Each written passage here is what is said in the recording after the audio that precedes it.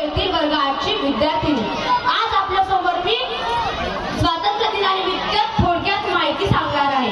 आज 15 ऑगस्ट आजचा दिवस फक्त तारखेचा एक दिवस नाही, तर हा तो दिवस आहे जेव्हा 200 वर्षाच्या गुलामगिरीच्या साखळ्या तुटल्या। हा तोच दिवस आहे जेव्हा आपला तिरंगा अभिमानाने लाल किल्ल्यावर फडकला।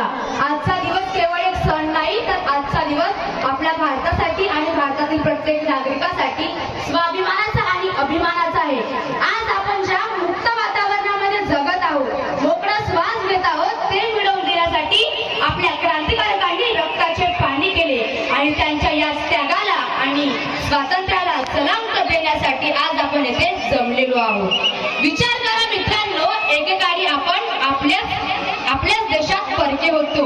आपल्या हातात बेड्या होत्या, तोंडाला कुलूप होते। आपल्या हातात बेड्या होत्या, तोंडाला कुलूप होते। अशा परिस्थितीत काही लोक उभे राहिले। महात्मा गांधीजींचा अहिंसेचा मुझे फुंदोचा नारा आणि झाशीची राणीची तलवार या सर्वांनी मिळून आपल्याला स्वातंत्र्य मिळवून दिले। पण आज प्रश्न असा उभा आहे की आपण या स्वातंत्र्याचे काय केले। आपल्याला स्वातंत्र्य तर मिळाले, पण आपण या स्वातंत्र्याचे काय केले।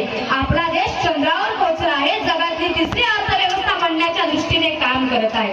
तरी आज आपण काय करत आहोत? रस्त्यावर कचरा टाकत आहोत, वाहतुकीचे नियम तोडत आहोत, जाती धर्मासाठी भांडण करत आहोत। अरे खरे स्वातंत्र्य म्हणजे काय? खरे स्वातंत्र्य म्हणजे काय? खरे स्वातंत्र्य म्हणजे भ्रष्टाचारापासून मुक्ती। खरे स्वातंत्र्य म्हणजे आळसापासून मुक्ती। आणि ही मुक्ती आपल्याला कोण मिळवून देणार आहे? कोणताही सरकार, कोणताही नेता मिळवून देणार आहोत। लक्षात ठेवा, एक प्रतिज्ञा घ्यायला पाहिजे की पुस्तक हेच माझे शस्त्र असेल, की पुस्तक हेच माझे शस्त्र असेल, ज्ञान हेच माझे बळ असेल आणि तिरंगा हाच माझा ध्येय असेल। कारण लक्षात ठेवा, स्वातंत्र्य मिळवणे फार सोपे आहे हो, पण ते टिकवणे हेच खरे आव्हान आहे। मुझे आपसे एक सवाल पूछना है, अरे आजादी का असल मतलब क्या है? अरे आजादी का असल मतलब क्या है? अंग्रेजों से छुटकारा मिलना यही आजादी का मतलब है का? है क्या आजादी का यह मतलब है कि हमारे देश का हर नागरिक आगे बढ़ सके, हमारे देश में चारों ओर भाईचारा और शांति रहे। आज हमें उन शहीदों को याद करना होगा जिन्होंने हंसते हंसते अपनी जान दे दी। आज हमें उन शहीदों को याद करना होगा जिन्होंने हंसते हंसते अपनी जान दे दी। हमें उनकी तरह जान तो नहीं देनी, लेकिन उन्होंने जो कार्य किए उसको हमें लाज रखनी है। किसी नागरिक ने सही कहा है, और freedom is a precious gift. What? और freedom is a precious gift, but it is also comes with a new responsibility. Had responsibility is great responsibility. You know what is the mean of true freedom? You know what is the meaning of true freedom? True freedom means giving respect to everyone, keeping our nature clean and helping our country every single day. We are the people of India. What? We are the people of India, and we can do it. Our India change, and we can do it. Our India change. We are the future of our India. We are the future of our India and change our world.